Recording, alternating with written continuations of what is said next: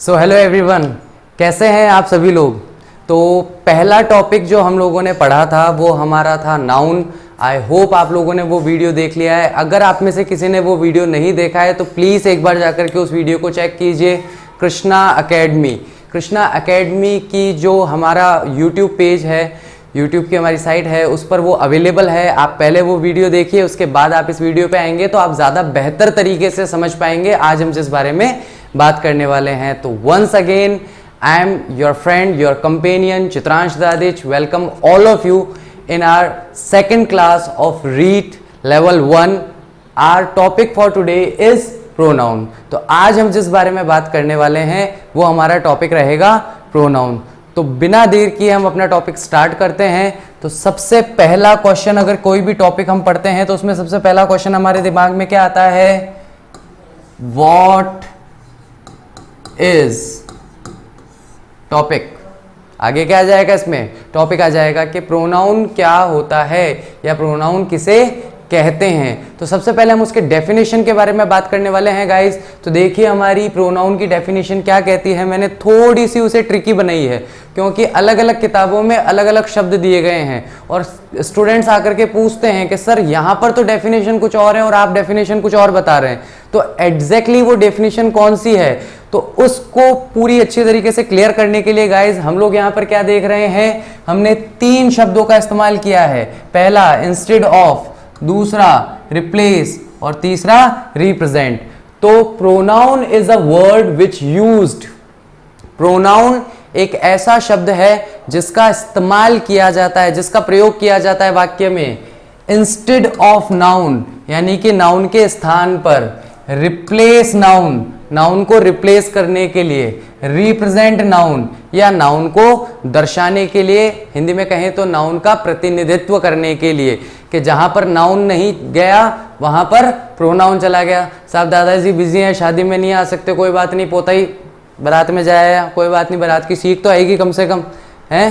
तो जहां पर नाउन इस्तेमाल नहीं हो सकता वहां प्रोनाउन का इस्तेमाल कर लेते हैं, या जहां नाउन का इस्तेमाल करने की आवश्यकता नहीं है वहां पर हम किसका इस्तेमाल कर लेते हैं? प्रोनाउन का इस्तेमाल हम वहां पर कर सकते हैं। तो वापस से अपनी डेफिनेशन में हम देखते हैं कि pronoun is a word which used. Pronoun एक ऐसा शब्द है जिसका इस्तेमाल किया जाता है इंस्टेड ऑफ नाउन, यानी कि नाउन के स्थान पर या नाउन की जगह कहना बिल्कुल गलत होगा।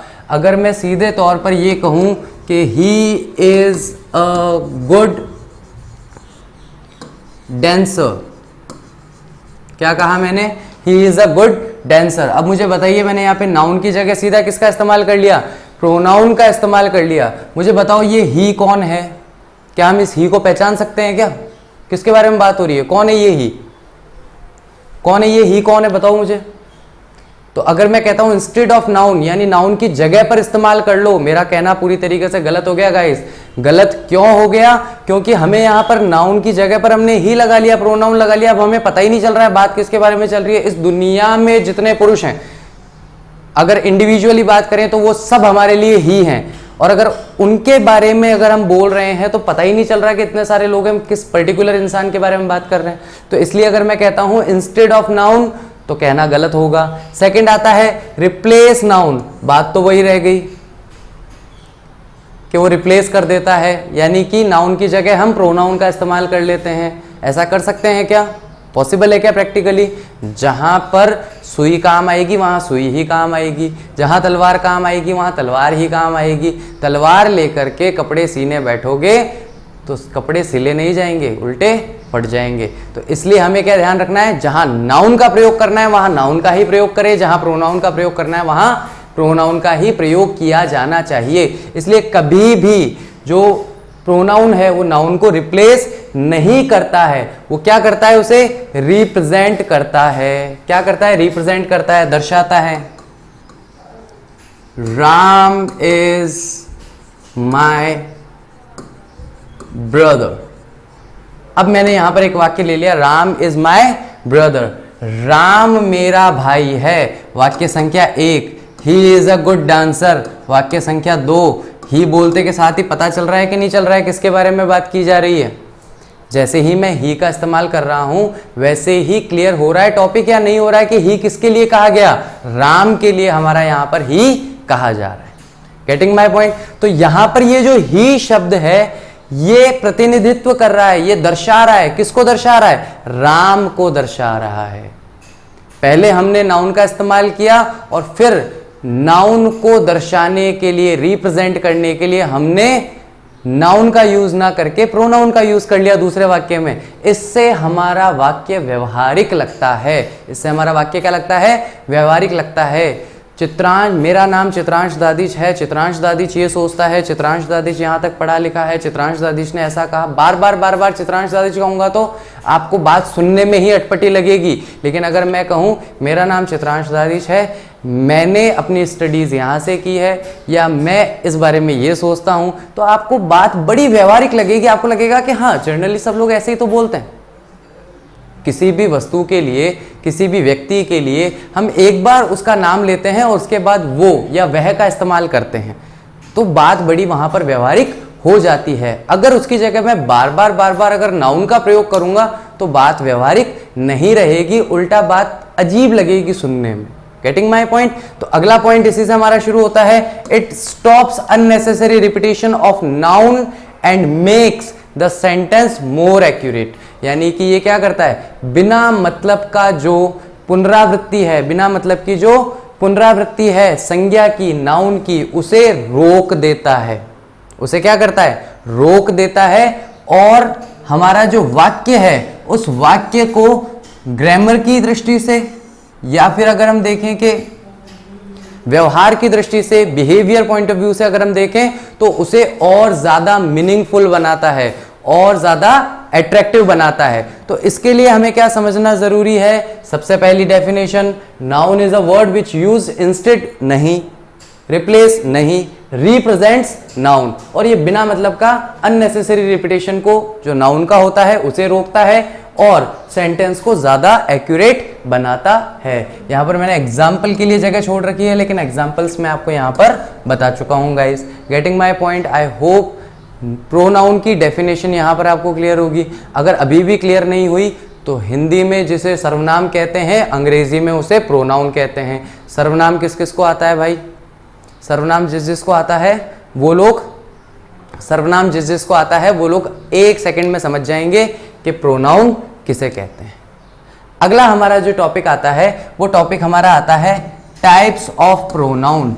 कितने तरह के प्रोनाउन हो सकते हैं? तो टोटल हम कहते हैं 9 या 10 प्रकार के प्रोनाउन होते हैं। वास्तविकता में देखा जाए तो 10 प्रकार के प्रोनाउन होते हैं। कितने प्रकार के प्रोनाउन होते हैं?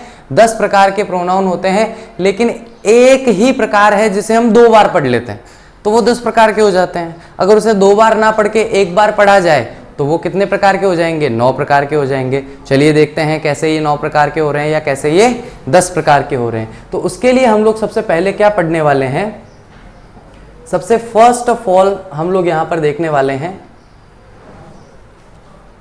टाइप्स ऑफ प्रोनाउन के अंदर personal pronoun. Okay guys, personal pronoun. Personal pronoun क्या होता है? जो किसी भी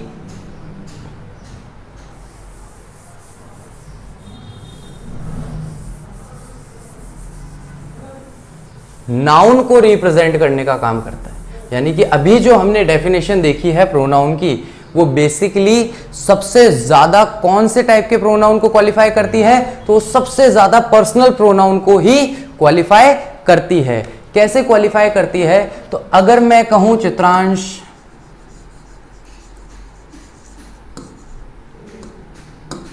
तो मैं खुद के लिए क्या कह दूंगा? चित्रांश ना कह के आय कह दूंगा। मान लीजिए आपका नाम है कमल, तो कमल यहां पर मेरा स्टूडेंट है। कौन है मेरा स्टूडेंट? कमल है। या फिर रेखा मेरी स्टूडेंट है। तो रेखा हो चाहे कमल हो, दोनों ही मेरे लिए क्या है? यहां मेरे लिसनर हैं तो वो मेरे लिए क्या बन जाएंगे? यू बन जाएंगे। Getting my point. तो जितने भी ह्यूमंस होते हैं या मैक्सिमम टाइम हम जो प्रोनाउंस यूज करते हैं वो सारे के सारे कौन से प्रोनाउन होते हैं? पर्सनल प्रोनाउन का ही हम सबसे ज्यादा इस्तेमाल करते हैं। अब पर्सनल प्रोनाउन को समझने के लिए सबसे पहले तो हम उन्हें 3 स्थानों पर बांट देते हैं। कितने स्थानों पर बांट देते हैं? 3 स्थानों पर। कौन कौन सा? First person, second person and third person, यानी कि प्रथम पुरुष, मध्यम पुरुष, उत्तम पुरुष, यानी कि फर्स्ट पर्सन सिंगुलर है या फर्स्ट पर्सन प्लूरल है, या सेकंड पर्सन सिंगुलर है या सेकंड पर्सन प्लूरल है, या थर्ड पर्सन सिंगुलर है या थर्ड पर्सन प्लूरल है। इस तरीके से हम देखते हैं। अब ऊपर जो आप ये लिखे हुए देख रहे हैं, subject personal pronoun, object personal pronoun, possessive pronoun, possessive adjective pronoun, ये सारे के सारे कहलाते हैं केसेस। क्या कहलाते हैं? ये केस कहलाते हैं। यानी कि पर्सनल प्रोनाउन में कितने केस होते हैं? तो टोटल 4 केस होते हैं। 4 केस कैसे होते हैं? जैसे फर्स्ट पर्सन सिंगुलर की हम बात करें तो सब्जेक्टिव केस में बना आई, ऑब्जेक्टिव केस में बना मी, पजेसिव केस में बना माइन और पजेसिव एडजेक्टिव केस में बना माय। ये 4 हमारे यहां पर देखने को मिलते हैं। अब जरा देखें आई, मी, माइन और माय में क्या डिफरेंस होता है। कहां आई का इस्तेमाल करना है, कहां मी का करना है, कहां माइन का करना है और कहां माय का इस्तेमाल करना है। बहुत ही थोड़ा सा समय लगेगा गाइस, ध्यान से देखिए इस चीज को। अभी 2 मिनट में ये टॉपिक क्लियर हो जाएगा आपको। एक बार अगर ये चारों केसेस क्लियर हो गए तो आपको कभी भी, हमें करना क्या है? प्रोनाउन को रिकॉग्नाइज करना है, पहचानना है, आइडेंटिफाई करना है। अगर हमने सही तरीके से अभी 5 मिनट बोर्ड पे ध्यान दे लिया तो हमें कभी भी प्रोनाउंस को रिकॉग्नाइज करने में, सेंटेंस में प्रॉब्लम नहीं होगी। ना केवल रीट एग्जामिनेशन के लिए, आगे बढ़कर भी जो इंग्लिश के स्टूडेंट्स देख रहे हैं, ध्यान से सुनिए, सेकंड ग्रेड, फर्स्ट ग्रेड के अंदर जब आपके पैसेजेस आते हैं तो उन्हें भी पढ़ने में, समझने में, हर जगह हमारी मदद इसमें होती है, हमें इससे सहायता मिलती है। हर व्यक्ति चाहता है इंग्लिश बोलूं, इंग्लिश में बात करूं, व्यवहार करूं इंग्लिश के अंदर, लेकिन डर की वजह से, किसी एक फियर की वजह से हम वो चीज़ नहीं कर पाते हैं। लेकिन अगर रीड की पढ़ाई करते करते अगर स्पोकन इंग्लिश भी तैयार हो जाए तो क्या बुराई है? तो उसके लिए एक बहुत ही इंपॉर्टेंट पार्ट है। तो ध्यान से देखिए इसे। तो सबसे पहला मेरा वर्ड क्या आता है? आई, मी, माइन एंड माय। तो मैं कहता हूं आई, वापस से वही मेरा फेवरेट सेंटेंस,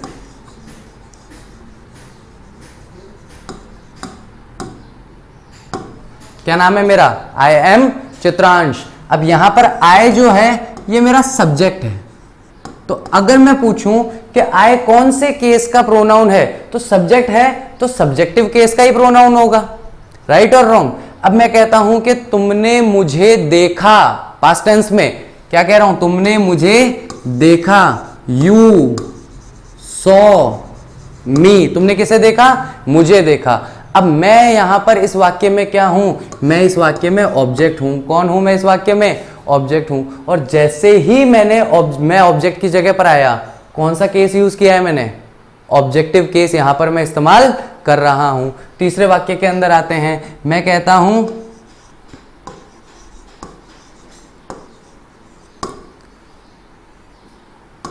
एक छोटा सा वर्ड यहां ऐड कर रहा हूं, दिस वॉच इज माइन। ये घड़ी मेरी है। घड़ी और मेरी होना। और अगर इसी की जगह पर मैं कहूं कि ये मेरा शहर है, ये मेरा इंस्टीट्यूट है, तो यहां पर मैं क्या कहूंगा?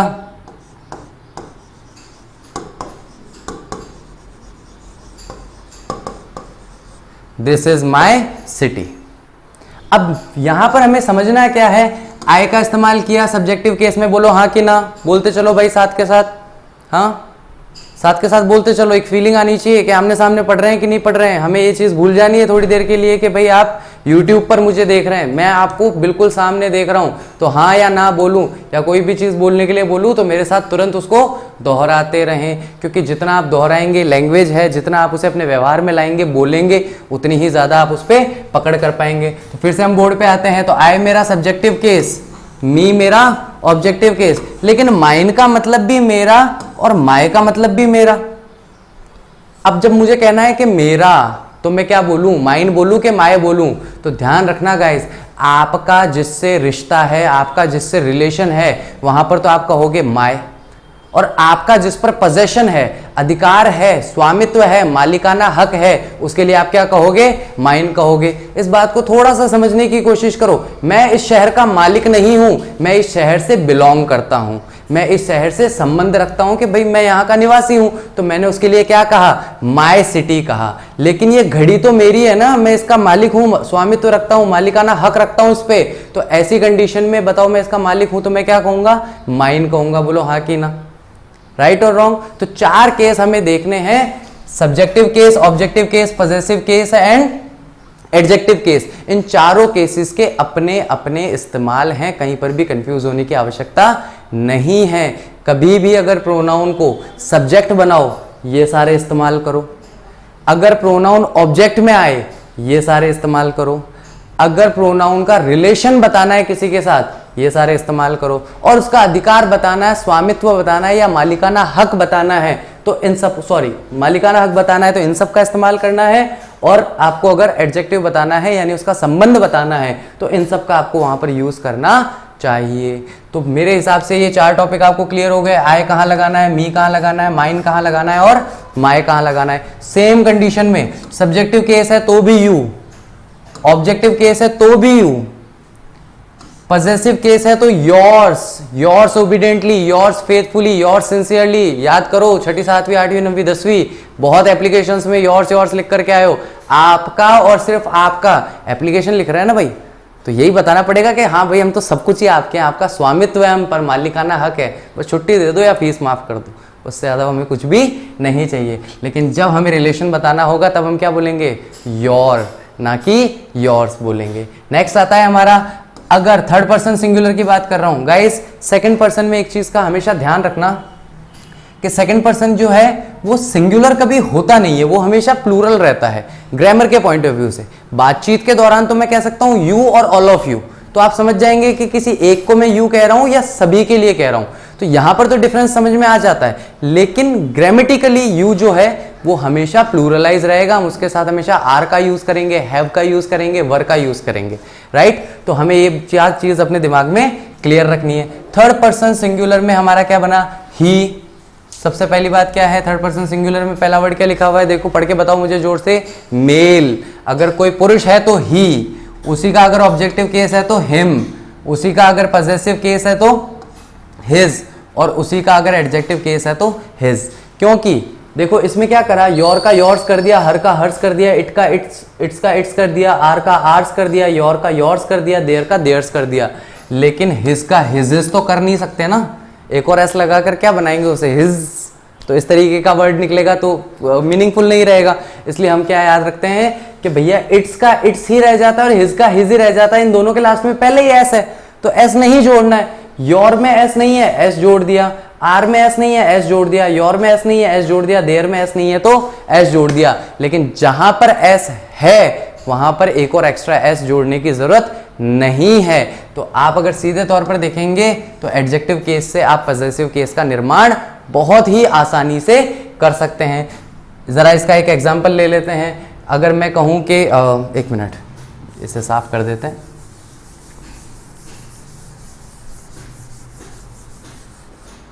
चलिए, तो यहां पर मैं क्या कह रहा हूं, ही का हमें इस्तेमाल करना है, तो मैंने कह दिया ही इज अ टीचर। अब क्योंकि ही मेरा सब्जेक्टिव केस है तो मैंने सब्जेक्ट की जगह पर लिखा, ठीक है। अब मैं कहता हूं कि मैंने उसे पढ़ाया, क्या कह रहा हूं मैं, मैंने उसे पढ़ाया, तो मैं क्या कह दूंगा, आई टॉट हिम। बोलो हाँ कि ना, क्या कह रहा हूं मैं यहाँ पे, आई टॉट हिम, मैंने उसे पढ़ाया। क्योंकि अब यहां पर सब्जेक्टिव केस में तो मैं आ गया और ही का जो हिम बना है ये चला गया ऑब्जेक्टिव केस के अंदर, कि भाई वो एक शिक्षक है और उसे किसने पढ़ाया, उसे मैंने पढ़ाया। तो अब बताओ कि मेरा उससे संबंध है या मेरा उस पर स्वामित्व है, तो मेरा उससे संबंध है, तो मैं क्या कहूंगा,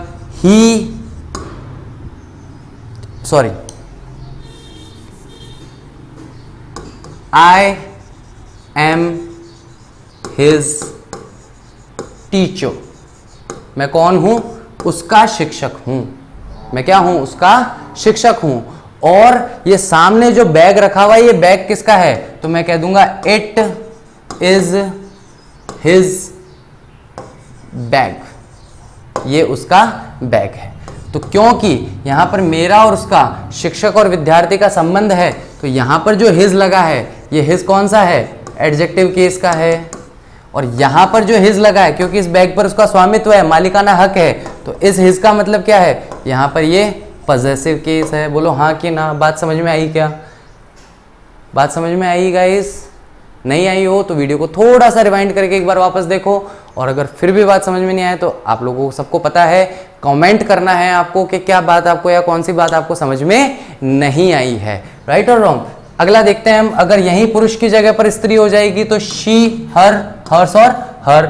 इट का इट ही रहता है सब्जेक्टिव और ऑब्जेक्टिव केस के अंदर, पॉजेसिव केस में इट्स बन जाता है और एडजेक्टिव केस में भी इट्स ही बनेगा। वी क्या है हमारा, ये फर्स्ट पर्सन सिंगुलर था, ये फर्स्ट पर्सन प्लूरल है। ये सेकंड पर्सन हमारा सिंगुलर था, ये सेकंड पर्सन सिंगुलर है। ये दोनों के दोनों हमारे थर्ड पर्सन सिंगुलर थे, और ये लास्ट में आकर के क्या बन जाएंगे, थर्ड पर्सन प्लूरल यहाँ पर बन जाते हैं। तो यू, यू, योर, दोनों में कोई डिफरेंस नहीं है। देख लीजिए, यू, योर्स, योर, और यहाँ यानी सिंगुलर और प्लूरल में कोई डिफरेंस नहीं आएगा, लेकिन यू को हम हमेशा क्या मानेंगे, प्लूरल मानेंगे। बोलो क्या मानेंगे, एक बार फिर से बोलो क्या मानेंगे, प्लूरल मानेंगे हम वहां से। थर्ड पर्सन प्लूरल हमारा कौन सा है, they, subjective case, them, objective case, their, possessive case, and theirs जो है वो पॉजेसिव केस, एंड देयर जो है वो हमारा एडजेक्टिव केस यहां पर बन जाएगा।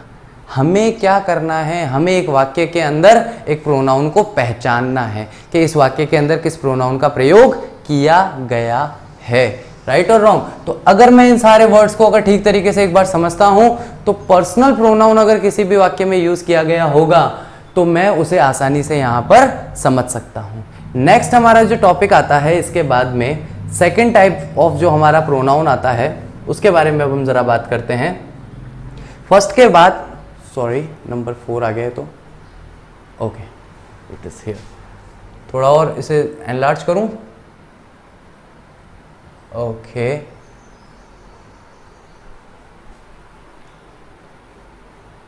चलिए।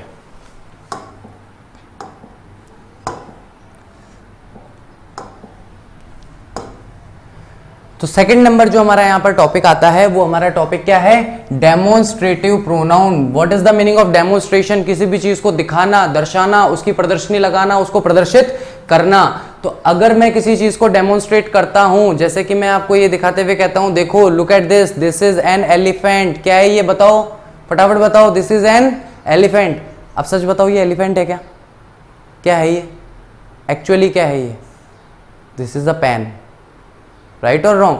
तो मैं डेमोन्स्ट्रेटिव प्रोनाउन केवल उन्हीं के साथ इस्तेमाल कर सकता हूं जिनको मैं दिखा सकता हूं, जिन चीजों को सामने प्रदर्शित कर सकता हूं। अगर किसी चीज को मैं सामने दिखा नहीं सकता तो उसके साथ मैं कभी भी डेमोन्स्ट्रेटिव प्रोनाउन का इस्तेमाल नहीं कर सकता। प्रदर्शनी देखने जाते हो ना, अलग अलग तरह की प्रदर्शनियां लगती है अलग अलग शहरों के अंदर, तो उसे हम क्या कहते हैं, प्रदर्शनी को डेमोन्स्ट्रेशंस कहते हैं। डेमोन्स्ट्रेशन वर्ड से क्या बना है, डेमोन्स्ट्रेटिव प्रोनाउन बना है, यानी जिसे प्रदर्शित किया जा रहा है आपके सामने, उसी के साथ आप डेमोन्स्ट्रेटिव प्रोनाउन यूज करोगे। अदर वर्ड्स के साथ या दूसरे जो प्रोडक्ट्स हैं उनके साथ में इसका इस्तेमाल नहीं करना चाहिए। तो चलिए, कितने प्रकार के होते हैं, टोटल हमारे पास 4 प्रकार के डेमोन्स्ट्रेटिव प्रोनाउन है। 4 से चौथे से 5वां कोई डेमोन्स्ट्रेटिव प्रोनाउन नहीं है। कई बार सच एक ऐसा वर्ड है जो डेमोन्स्ट्रेटिव प्रोनाउन की तरह इस्तेमाल कर लिया जाता है, लेकिन वो उसके बारे में हम लोग ज़्यादा चिंता अभी नहीं करेंगे। तो सबसे पहला क्या है, दिस और दैट आता है सिंगुलर के लिए। फिर आता है दीज और दोज, ये किसके लिए आता है, प्लूरल्स के लिए आता है। तो भैया जब सिंगुलर के लिए आना है तो दिस और दैट दो क्यों, कैसे पता चलेगा। अगर कोई चीज़ पास है तो हम क्या बोलेंगे, नियर है, तो उसके लिए दिस लगेगा। कोई चीज़ अगर मुझसे दूर है यानी कि फार है, या डिस्टेंट है, ठीक है, डिफरेंस नहीं बोल रहा हूं मैं, क्या कह रहा हूं, डिस्टेंट है यानी मुझसे दूरी पर है, तो मैं उसके लिए किसका यूज कर लूंगा, वहां पर दैट का यूज कर लूंगा। अगर सिंगुलर है तो, एक वचन है तो, और अगर बहुवचन है और पास में है तो मैं किसका इस्तेमाल करूंगा, दीज का। और बहुवचन ही है और दूर है तो मैं उसके लिए किसका इस्तेमाल कर लूंगा, दोज का इस्तेमाल मैं यहां पर करूंगा। तो नियर फार हमें देखना है, पास में है, हाँ है, एक वचन है, हाँ है, दिस लगा दो। पास में है, हाँ है, बहुवचन है, हाँ है, दीज लगा दो। दूर है, एक वचन है, दैट, दूर है, बहुवचन है, दोज, इसका इस्तेमाल हम कर सकते हैं किसी भी वस्तु की ओर इंगित करके। क्या करके? इंगित करके, इशारा करके, दिखा के, देखो भाई ये लिखा हुआ है डिस्ट्रीब्यूटिव प्रोनाउन, इंगित करके बता रहा हूं ना ये चीज के यहाँ पे क्या लिखा हुआ है, राइट और रॉन्ग। तो इस तरीके से हम जिन चीजों को दिखा सकते हैं सामने वाले को, तो वो चीजें किस प्रोनाउन के जरिए बताई जाती है? हमेशा डेमोन्स्ट्रेटिव प्रोनाउन के जरिए वो बताई जाएंगी। तो दिस, दैट, दीज, दोज कभी भी अंडरलाइन करके पूछ ले कि ये क्या है, एडजेक्टिव है, एडवर्ब है, नाउन है कि प्रोनाउन है? बताओ क्या है? एडजेक्टिव है, एडवर्ब है, नाउन है कि प्रोनाउन है? क्या टॉपिक पढ़ रहे हैं हम लोग, किस टॉपिक में है ये? प्रोनाउन टॉपिक के अंदर है। तो यहाँ पर हमारा करेक्ट आंसर, राइट आंसर क्या होगा? ये प्रोनाउन है। बहुत सारे स्टूडेंट्स गलती कर देते हैं और उसे पता है क्या बता देते हैं? प्रेपोजिशन है, क्योंकि आई एम टीचिंग हियर, मैं यहाँ पढ़ा रहा हूँ, तो हियर या देयर जो है वो जाकर के तो हमारा क्या बन सकता है? प्रेपोजिशन बन सकता है। लेकिन दिस, दैट, दीज और दोज जो हैं कभी प्रेपोजिशन नहीं बनते हैं, ये हमेशा डेमोन्स्ट्रेटिव प्रोनाउन रहते हैं। नेक्स्ट हमारा टॉपिक आता है distributive pronoun. What is the meaning of distributive? Distribute करने का मतलब क्या होता है? किसी भी चीज को बांटना। अब हम यहाँ पर क्या बांट रहे हैं? तो वाक्य के अंदर जो भी डेटा है उस डेटा को हम लोग यहाँ पर सभी के बीच में बांटेंगे। जैसे कि अगर मैं कहूं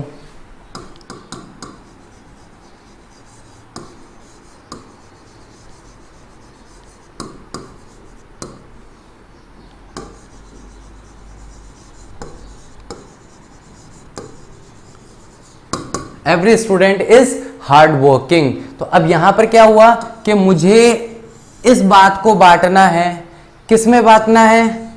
स्टूडेंट्स, बहुत सारे स्टूडेंट्स हैं, लेकिन मैं देख रहा हूं कि बांटते समय किसी को कम हार्ड वर्किंग और किसी को ज्यादा हार्ड वर्किंग नहीं बताना है, मुझे तो सबको बराबर मेहनती बताना है।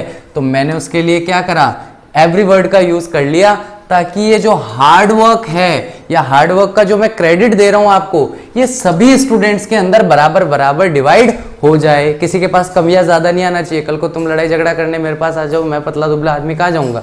ठीक है, तो ऐसा काम नहीं करना। एवरी का यूज कर लेंगे, ईच का यूज कर लेंगे, आइदर दो में से एक, नाइदर दो में से एक भी नहीं, नो, नन कोई नहीं, एनी कोई एक। इस तरह के जो वर्ड्स हैं, यानी कि जहां पर हम किसी भी वाक्य का जो हमारा प्रेडिकेट होता है, देखो गाइस सब्जेक्ट में एक सेंटेंस में दो चीजें होती है, एक सब्जेक्ट होता है, एक प्रेडिकेट होता है। हम कहते हैं हिंदी में उसे कर्ता और विधेय। क्या कहते हैं उसे?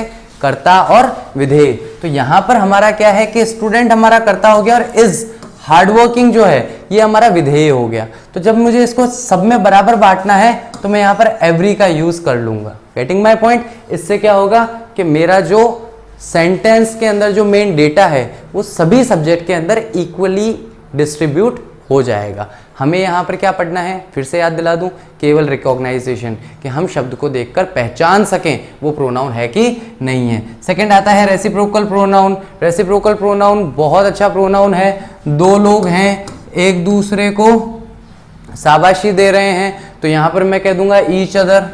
बोलो हाँ कि ना? यानी कि दो लोगों के मध्य अगर बात हो तो ईच अदर, और दो से अधिक लोगों के मध्य अगर बात हो तो वन अनदर का प्रयोग किया जाता है। कैसे किया जाता है? देखें, 5 लोग हैं कक्षा के अंदर और पांचों के पांचों लोग जो हैं वो एक दूसरे को क्या कर रहे हैं? एक दूसरे को नववर्ष की शुभकामनाएं दे रहे हैं। सब एक दूसरे को दे रहे हैं। तो इसका मतलब क्या हो गया कि everyone is wishing new year to one another.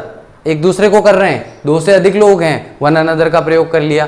लेकिन आप और मैं एक दूसरे को पसंद करते हैं तो you and me like each other, यानी कि हम दोनों एक दूसरे को पसंद कर रहे हैं तो वहां पे क्या बनेगा? Each other. क्योंकि हम लोग कितने लोग हैं? एक मैं यहाँ टीचर बोलने वाला, एक सामने आप बैठे हैं मेरे सुनने वाले। तो हम दोनों लोगों के बीच में अगर जो बात चल रही है, जो भी टीचिंग हमारा प्रोसेस चल रहा है, वो कितने लोगों के बीच में चल रहा है? हम दोनों के बीच में। तो उसके लिए हम किसका यूज कर लेंगे? ईच अदर का यूज करेंगे। Getting my point? नेक्स्ट हमारा यहाँ आता है रिफ्लेक्सिव प्रोनाउन। अब यहाँ पर हमें दो प्रोनाउन एक साथ पढ़ने पड़ेंगे। एक तो रिफ्लेक्सिव पढ़ना पड़ेगा और दूसरा एम्फेटिक या एम्फेसिसिंग प्रोनाउन जो है ये भी हमें इसी के साथ समझना जरूरी है। क्योंकि ये दोनों प्रोनाउन एक जैसे होते हैं। वाक्य में इनका स्थान क्या है उस पर निर्भर करेगा गाइस, कि वाक्य में इनका स्थान कौन सा है, उसी पर निर्भर करेगा कि रिफ्लेक्सिव प्रोनाउन बनने वाला है या फिर ये एम्फेटिक प्रोनाउन बनने वाला है। चलिए जरा देखते हैं इसको।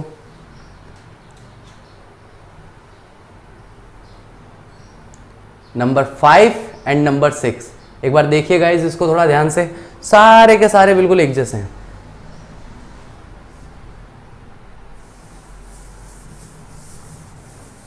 कोई भी डिफरेंस है क्या गाइस? अच्छा सॉरी लाइन्स आ गई ऊपर, एक मिनट हटा देता हूं मैं इन्हें, आराम से देखिए।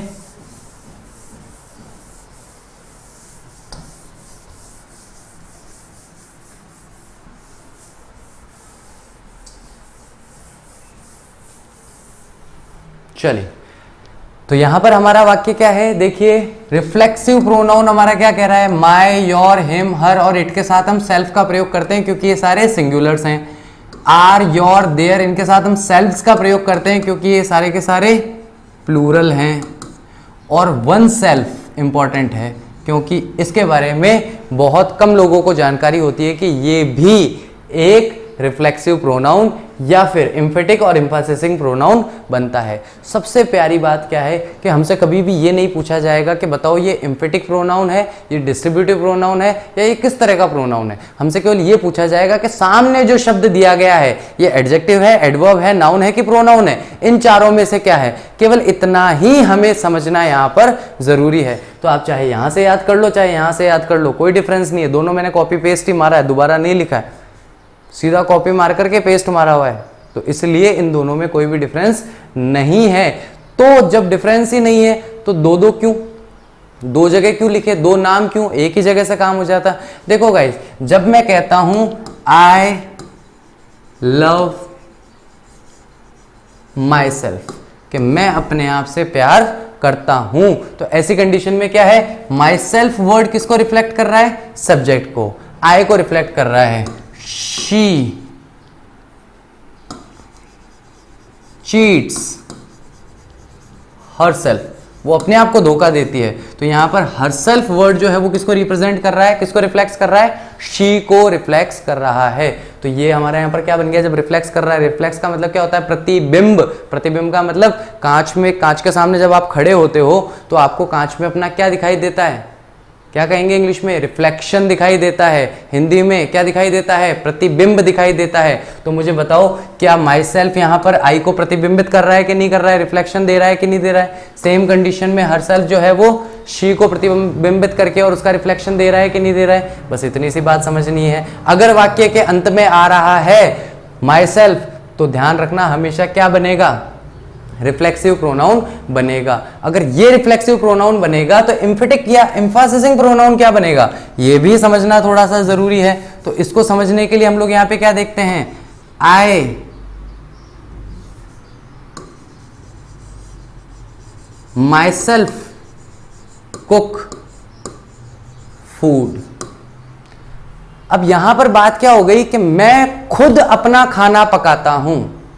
अब यहां पर जब मैं कहता हूं मैं खुद, तो जब मैंने मैं शब्द बोलने के जस्ट बाद खुद शब्द बोल दिया तो यहां पर रिफ्लेक्शन तो नहीं आ रहा। मैं यहां पर क्या कर रहा हूं, सब्जेक्ट यानी कि जो मेरा कर्ता है उसके महत्व को बढ़ाने की कोशिश कर रहा हूं। सिंपल सा काम कर रहा हूं गाइस। एम्फासिसिंग या एम्फेटिक का मतलब क्या होता है, किसी भी शब्द के महत्व को बढ़ाना या किसी के भी महत्व को बढ़ाना, उसे एम्फासिसिंग करना कहते हैं। तो अब यहां पर क्या हुआ कि आई के जस्ट बाद माई सेल्फ आ गया, तो इससे क्या हो गया, आई शब्द की जो इंपॉर्टेंस है वो इंक्रीज हो जाएगी, वो इंपॉर्टेंस वहां पर बढ़ जाएगी।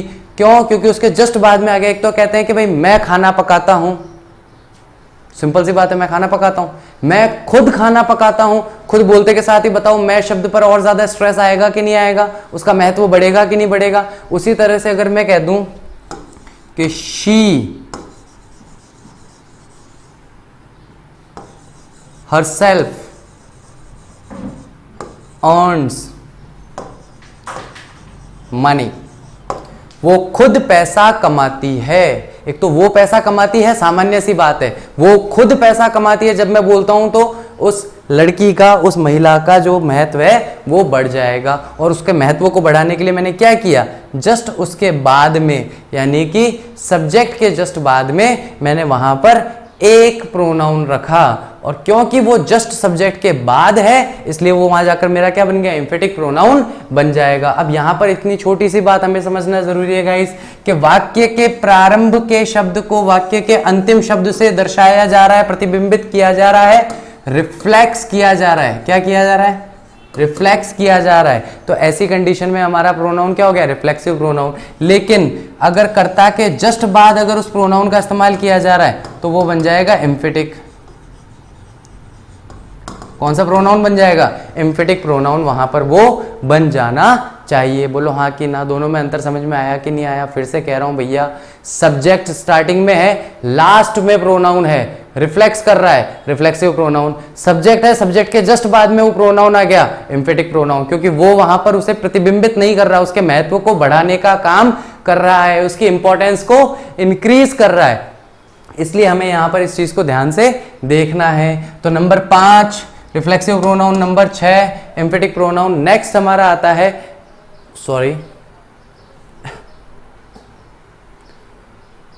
नेक्स्ट हमारा यहां पर आता है अगला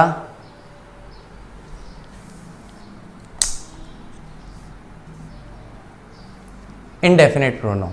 क्या लिखा हुआ है इंडेफिनिट प्रोनाउन के आगे, नंबर 7 पे, इमेज बिलो, यानी कि नीचे एक इमेज है, हमें उस इमेज को देखना होगा। यही लिखा हुआ है गाइस, नंबर 7 पे देखो, इनडेफिनेट प्रोनाउन, यानी कि जब हमारा प्रोनाउन जो है वो डेफिनेट नहीं होता है या हमें उस प्रोनाउन के बारे में जानकारी नहीं होती है कि ये प्रोनाउन है कौन सा, तो ये हमारा बन जाता है यहाँ पर इनडेफिनेट प्रोनाउन बन जाता है। अगला पेज खोल करके देखते हैं, देखिए कैसे बनता है। 1 मिनट में ये सारा क्लियर कर दूँ, सॉरी ज़्यादा ही क्लियर कर दिया, ज़रा देखें।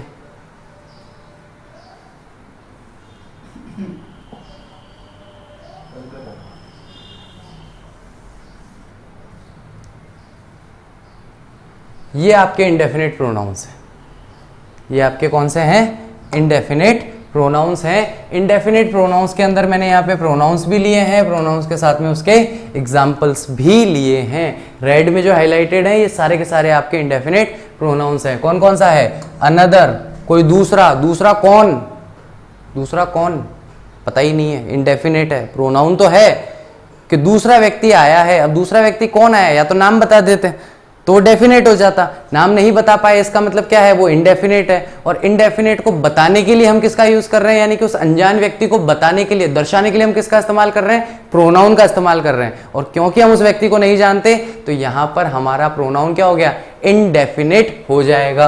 Another, anyone, anything, each, either, enough, anyone, everyone, everything, less, little, much, neither, no one, nothing, other, one, someone और something। एक बार इसका स्क्रीनशॉट ले लीजिए गाइस, इसके एग्जांपल्स आप लोग अच्छे से देखेंगे, स्क्रीनशॉट ले लीजिए इसका।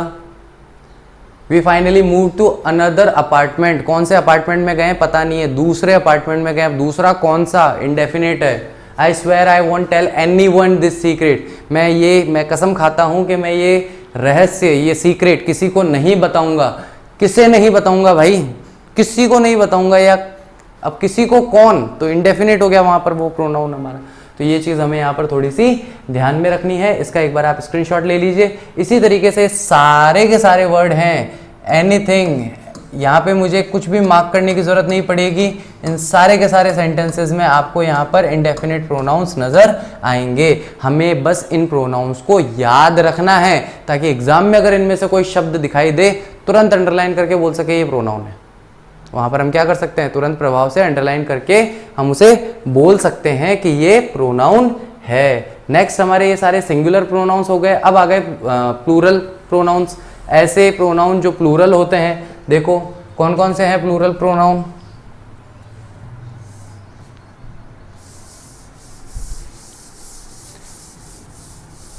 प्लूरल प्रोनाउन कौन कौन से हैं, बोथ, दोनों, दोनों कौन पता नहीं, फ्यू कुछ लोग, फ्यूअर जो कम महत्वपूर्ण लोग हैं, मैनी कई सारे लोग, कई सारे कौन पता नहीं, अदर्स दूसरे लोग, दूसरे कौन पता नहीं, सेवरल बहुत सारे लोग, अनेकों लोग, अनेकों कौन या अनेकों लेटर्स, अनेकों लेटर्स कौन कौन सा है, सेवरल लेटर्स कौन सा है पता नहीं है भैया, सेवरल बहुत सारे आए हैं। तो इसका मतलब यहाँ पर क्या हो गया, हमारा प्रोनाउन तो है, वो एक प्रोडक्ट को रिप्रेजेंट भी कर रहा है, लेटर्स को रिप्रेजेंट भी कर रहा है, लेकिन लेटर्स कौन से हैं डेफिनेटली हमें पता नहीं है, इसलिए हमारा यहाँ पर क्या बन गया, ये इनडेफिनिट प्रोनाउन बन जाएगा। फिर कुछ ऐसे शब्द आते हैं जो सिंगुलर भी होते हैं और प्लूरल भी होते हैं। हेडिंग क्या डाली हुई है देखो भैया यहाँ पे, बोथ। बोथ का मतलब ये सिंगुलर्स भी होते हैं, प्लूरल भी होते हैं।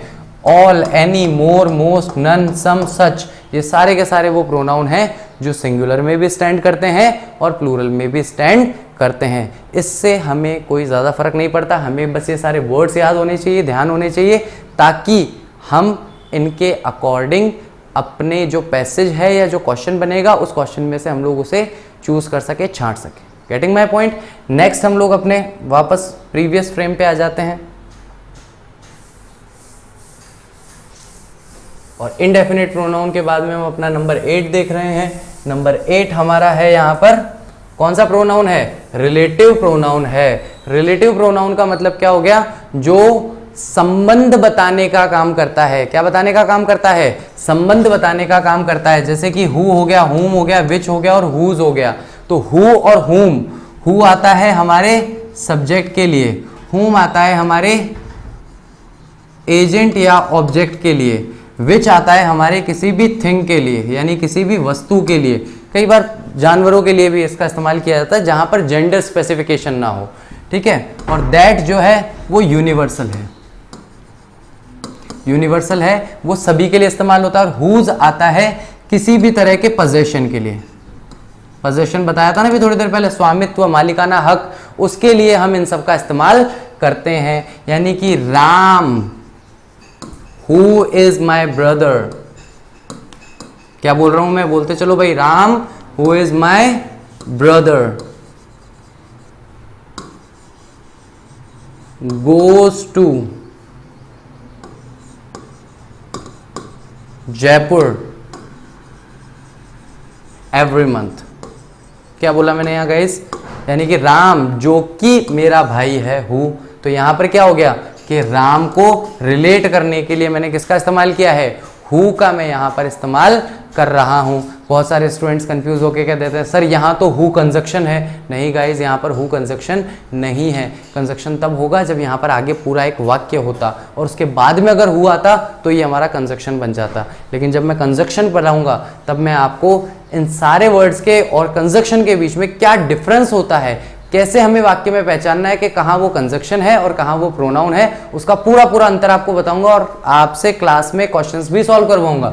उसके लिए आप टेंशन मत लीजिए। नेक्स्ट हमारा आता है इंटेरोगेटिव प्रोनाउन। हिंदी में सीधा कहता हूं, एक शब्द समझ में आ जाएगा, बोलो क्या लिख रहा हूं, प्रश्नवाचक सर्वनाम। कौन सा है भैया, प्रश्नवाचक सर्वनाम है। कौन कौन से हैं, हु, हुम, हुज और विच, ये चारों के चारों, यानी कौन, किसके द्वारा, किसका और क्या, ये चारों शब्द हमारे क्या बनते हैं, प्रोनाउन बनते हैं। कौन से प्रोनाउन बनते हैं, तो इंटेरोगेटिव प्रोनाउन बनते हैं। हिंदी में कहें तो प्रश्नवाचक सर्वनाम का निर्माण यहां पर होता है।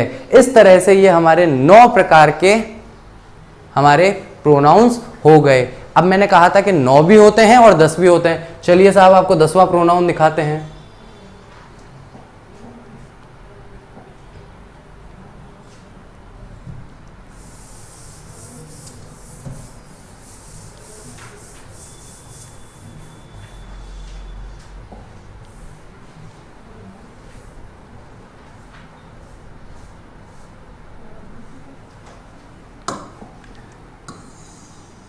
ये रहा आपका प्रोनाउन संख्या 10।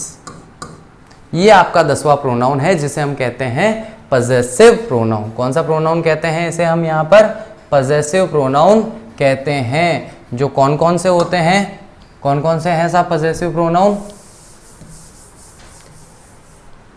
माइन है, योर्स है, हिज है, हर्स है, इट्स है, आर्स है, योर्स है और देयर्स है। ठीक है, ध्यान रखना गाइस, देयर्स बोलने में, सुनने में, लिखने में बहुत गड़बड़ हो जाती है। देखो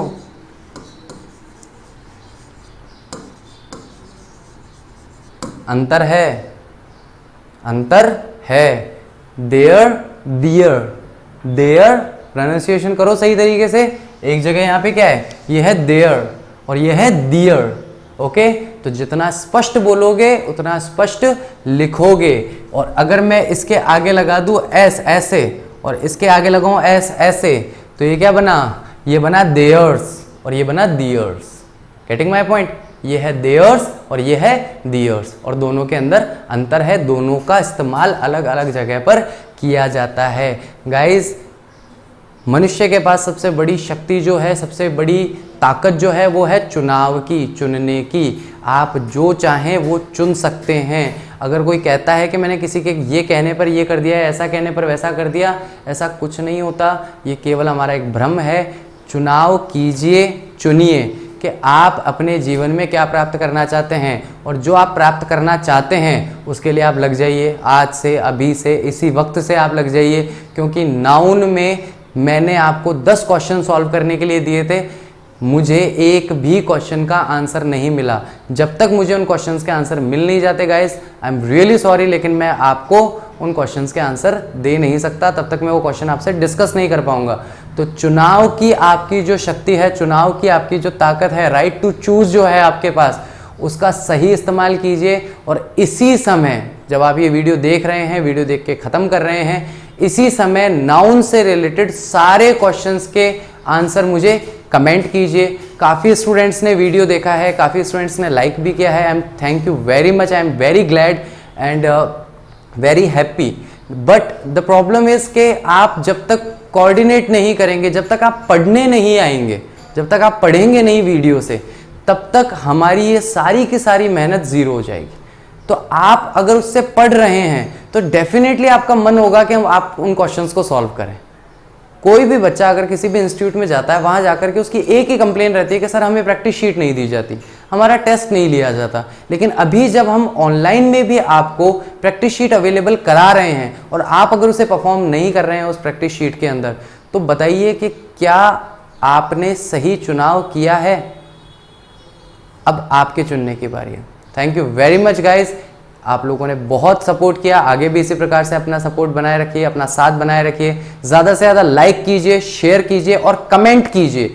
जो चीज़ अच्छी लगी, जो पार्ट सबसे अच्छा लगा, जो पार्ट सबसे बुरा लगा, जो पार्ट सबसे इजीली समझ में आ गया, जो पार्ट बिल्कुल समझ में नहीं आया, कुछ भी जो आपको प्रॉब्लमेटिक लगे या हमारी कोई भी चीज़ अगर आपको अच्छी लगे, कमेंट कीजिए, कमेंट करके बताइए। क्योंकि वही एक माध्यम है जिससे आपकी बात हम तक पहुंच सकती है और हमारी बात आप तक पहुंच सकती है।